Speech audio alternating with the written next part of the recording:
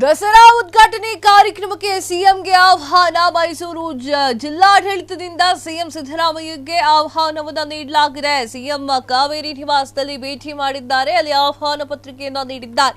ಉಸ್ತುವಾರಿ ಸಚಿವರಾಗಿರುವಂತಹ ಮಹದೇವಪ್ಪ ಅವರ ನೇತೃತ್ವದಲ್ಲಿ ಈ ಒಂದು ಆಹ್ವಾನವನ್ನು ಕೊಡಲಾಗಿರುವಂತದ್ದು.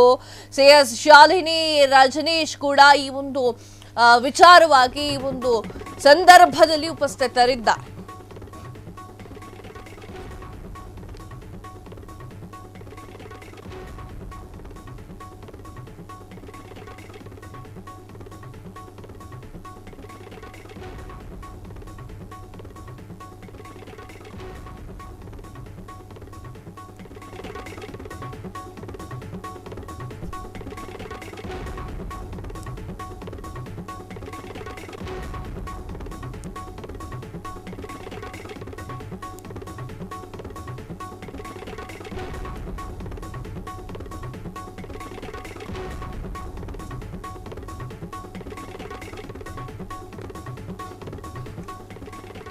ಎಸ್ ವೀಕ್ಷಕರೇ, ಸಿಎಂ ಸಿದ್ದರಾಮಯ್ಯ ಅವರನ್ನ ಆಹ್ವಾನ ಮಾಡಲಾಗಿದೆ.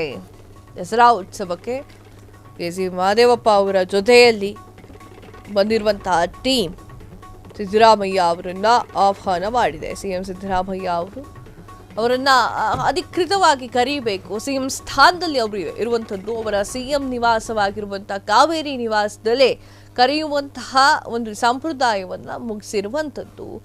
ಸಿಎಸ್ ಶಾಲಿನಿ ಅವರು ಕೂಡ ಜೊತೆಗಿದ್ರು. ದಸರಾ ಉದ್ಘಾಟನೆ ಕಾರ್ಯಕ್ರಮಕ್ಕೆ ಸಿಎಂ ಅವರನ್ನು ಆಹ್ವಾನ ಮಾಡಲಾಗಿದೆ. ಸನ್ಮಾನ ಮಾಡಿ ಹಾರವನ್ನು ಹಾಕಿ ಬನ್ನಿ ಸರ್ ಅಂತ ಹೇಳಿ ಸಾಂಪ್ರದಾಯಿಕವಾಗಿ ಅವರನ್ನ ಕರೆಯಲಾಗಿರುವಂಥದ್ದು.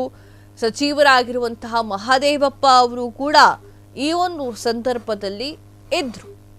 ಎಸ್ ವೀಕ್ಷಕರೇ, ದಸರಾ ಉದ್ಘಾಟನೆ 2025 ಅಂತ ಅಂದ ತಕ್ಷಣ ಏನ್ ನೆನಪಾಗತ್ತೆ ನಮ್ಗೆ? ಈ ಹಿಂದೆಯೇ ಭಾರಿ ಚರ್ಚೆಗೆ ಈಡಾಗಿದ್ದಂತಹ ಬಾನು ಮುಸ್ತಾಕ್ ಅವರ ಹೆಸರು ನೆನಪಿಗೆ ಬರುತ್ತೆ. ಬಾನು ಮುಸ್ತಾಕ್ ಅವರು ಉದ್ಘಾಟನೆ ಮಾಡಬಾರ್ದು ಅಂತ ಒಂದಿಷ್ಟು ಜನ, ಉದ್ಘಾಟನೆ ಮಾಡಲಿ ಅಂತ ಒಂದಿಷ್ಟು ಜನ 2023 ವಿಡಿಯೋಗಳನ್ನ ನೋಡಿದ್ದೀರಾ. ಅದರಲ್ಲಿ ನಮ್ಮ ಕನ್ನಡ ಭಾಷೆಯನ್ನ ಯಾವ ರೀತಿಯಾಗಿ ಅವಮಾನ ಮಾಡಿದ್ದಾರೆ ಅವರು ಅಂತ ಹೇಳಿ ಸಾಕಷ್ಟು ಜನ ಬಾನು ಮುಸ್ತಾಕ್ ಅವ್ರ ಹಣೆಗೆ ಇಟ್ಟುಕೊಳ್ತಾರಾ, ಅರಿಶಿನ ಕುಂಕುಮವನ್ನ ಇಟ್ಟುಕೊಳ್ತಾರಾ ಅಂತ ಇನ್ನೂ ಒಂದಿಷ್ಟು ಜನ ಮುಸ್ಲಿಮರನ್ನ ತುಳಿತಾ ಇದ್ದಾರೆ ಅಂತ. ಮುಸ್ಲಿಮರನ್ನ ತುಳಿತಾ ಇದ್ದಿದ್ರೆ ನಿಸಾರ್ ಅಹಮದ್ ಅವರನ್ನ ಯಾಕ್ರಿ ಕರಿತಿದ್ರು ಅಲ್ವಾ? ನಿಸಾರ್ ಅಹಮದ್ ಅವರನ್ನ ಕರೀತಾ ಇರಲಿಲ್ಲ. ಸಾಕಷ್ಟು ಮುಸ್ಲಿಮರನ್ನ ಎದೆಯಲ್ಲಿ ಇಟ್ಟುಕೊಂಡು ಪ್ರೀತಿ ಮಾಡಿರುವಂತಹ ದೇಶ ರೀ ನಮ್ದು.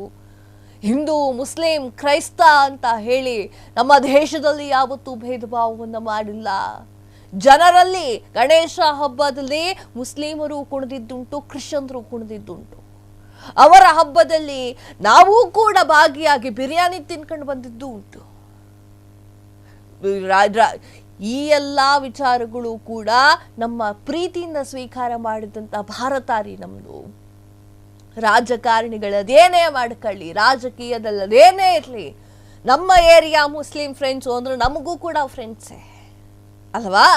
ಬಾನು ಮುಸ್ತಾಕ್ ಅವರ ವಿಚಾರದಲ್ಲಿ ಹೀಗಾಗ್ಲಿಲ್ಲ. ಯಾಕಾಗ್ಲಿಲ್ಲ? 2023 ಆ ಒಂದು ಭಾಷಣ ಎಲ್ಲವನ್ನೂ ಕೂಡ ತಲೆ ಕೆಳಗೆ ಮಾಡ್ತು.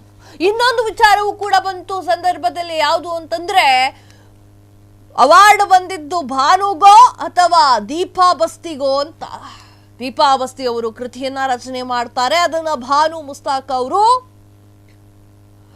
ಇದನ್ನ ಮಾಡ್ತಾರೆ, ಕನ್ವರ್ಟ್ ಮಾಡ್ತಾರೆ. ಅದಕ್ಕೆ ಅವರಿಗೆ ಬಂದಿರೋದು ಭೂಖರ್ ಅಂತ ಹೇಳಿ. ಅದೇನೇ ಇರಲಿ, ಅದು ಸಬ್ ಕತೆ. ಈಗ ವಿಚಾರ ಏನು ಅಂತಂದ್ರೆ, ಸಿದ್ದರಾಮಯ್ಯ ಅವರನ್ನ ವೆಲ್ಕಮ್ ಮಾಡಿದೆ, ಬನ್ನಿ ಅಂತ ಹೇಳಿ ಆಹ್ವಾನ ಪತ್ರಿಕೆಯನ್ನ ನೀಡಿದ್ದಾರೆ ದಸರಾ ಉದ್ಘಾಟನೆ ಕಾರ್ಯಕ್ರಮಕ್ಕೆ. That's all.